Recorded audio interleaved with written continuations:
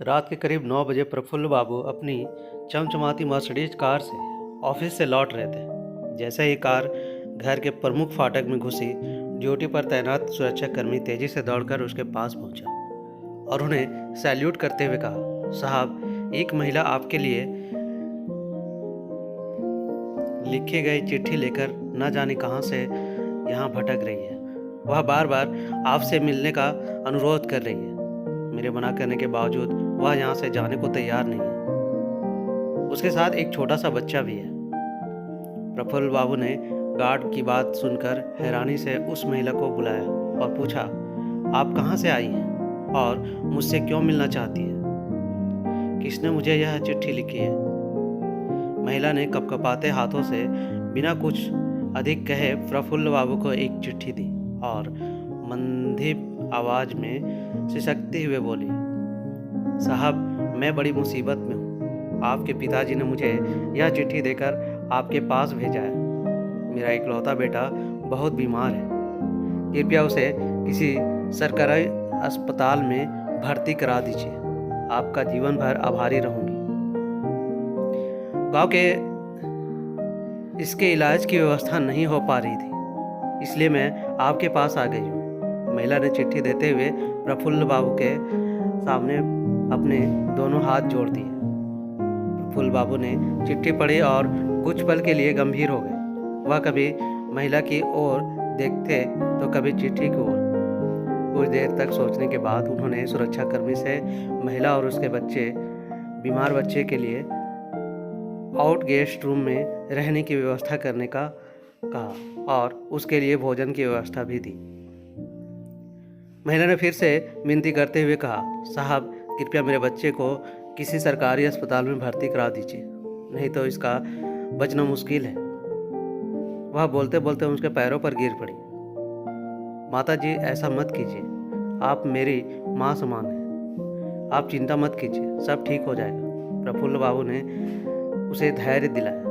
उसी समय रात के सन्नाटे को चीरती एक दूसरी गाड़ी तेजी से घर में के दाखिल हुई और कुछ ही देर में एक डॉक्टर वहां उपस्थित हुए। डॉक्टर साहब, यह बच्चा बीमार है। कृपया इसे गंभीरता से देखिए और इसकी चिकित्सा शुरू कीजिए, प्रफुल्ल बाबू ने कहा। डॉक्टर ने बिना समय गंवाए लगभग 20 मिनट तक बच्चे का निरीक्षण किया और कुछ जांच के साथ दवाइयों की पर्ची दी। उन्होंने प्रफुल्ल बाबू से कहा, यह दवाइयाँ और इंजेक्शन तुरंत मेडिकल स्टोर से मंगा दीजिए। मरीज को अभी देने हैं।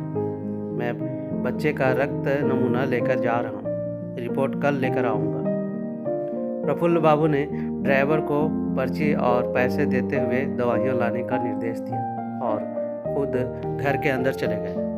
महिला ने कहा, साहब, कृपया मेरे बच्चे को किसी सरकारी अस्पताल में भर्ती करा दीजिए। मेरे पास इलाज के पैसे नहीं हैं। प्रफुल्ल बाबू ने उसे निश्चित रहने को और आराम करने के लिए कहा। रात बहुत हो चुकी है, अब आप आराम करें। सुबह डॉक्टर रिपोर्ट के साथ आए और बच्चे को इंजेक्शन और दवाइयाँ दी। ऑफिस जाने से पहले प्रफुल्ल बाबू ने बच्चे और महिला के लिए अच्छी खाने पीने की व्यवस्था करवाई और कर्मचारियों को निर्देश दिए। डॉक्टर ने नियमित रूप से आकर बच्चे का इलाज किया और 1 महीने बाद बच्चा पूरी तरह से स्वस्थ हो गया। महिला ने प्रफुल्ल बाबू से कहा, साहब, मेरा बच्चा अब ठीक हो गया है। हम वापस गांव जाना चाहते हैं। आपने जो किया उसके लिए मैं जीवन भर आपका और आपके पिता कृष्णकांत जी का आभारी रहूँगी। जब महिला अपने बच्चे के साथ विदा लेने लगी तो प्रफुल्ल बाबू ने उन्हें कुछ पैसे, नए कपड़े और चप्पल उपहार में दी और एक चिट्ठी देते हुए कहा, इसे उन पिताजी को दे देना जिन्होंने आपको यहाँ भेजा था। महिला ने कृतज्ञता से उसे आशीर्वाद देते हुए विदा ली। अगले दिन जब गांव पहुंची और कृष्णकांत जी की चिट्ठी दी, महिला ने प्रफुल्ल जी को बहुत तारीफ की और कहा, बाबा, आपका बेटा तो देवता है। उसने हमारा कितना ख्याल रखा। ऐसा बेटा किस्मत वालों को ही मिलता है। भगवान उनके और उसके परिवार को हमेशा खुश रखे। कृष्णकांत जी ने चिट्ठी पढ़ी जिसमें लिखा था, परम आदरणीय बाबूजी, मैं आपको नहीं जानता और न ही कभी आपसे मिला हूँ, लेकिन जब आपका बेटा इस पते पर नहीं रहता। कुछ महीने पहले ही उसने यह मकान बेच दिया था। अब मैं यहाँ रहता हूँ, पर मुझे भी आप अपना बेटा ही समझिए। बचपन से ही मुझे पिता का सुख नहीं मिला। माँ ने ही पाल पोस कर बड़ा किया है। जब मैंने आपका पत्र पढ़ा तो मुझे लगा कि मेरे जैसे सगे पिता ने मुझे कुछ करने के लिए नहीं कहा। कृपया इन माताजी से कुछ मत कहिएगा। आपकी वजह से मुझे इन माताजी ने जितना आशीर्वाद मिला है उसके लिए मैं आपका आभारी हूँ। सादर प्रणाम।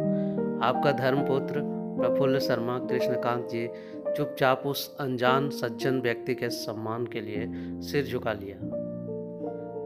उनके पुत्र ने जो कठिनाइयां झेलने से बचने के लिए मकान बेच देता, उसी कठिनाइयों को एक अनजान व्यक्ति ने अपनाया और सम्मान सुरक्षित रखा। उनकी संस्कारशीलता को धन्य कहा। ये थी एक प्रेरणादायक कहानी। कैसी लगे अपने दोस्तों के साथ शेयर कीजिए और साथ ही साथ चैनल पर नए तो सब्सक्राइब भी कीजिए। मिलते हैं एक ऐसी ही कहानी में, तब तक के लिए धन्यवाद।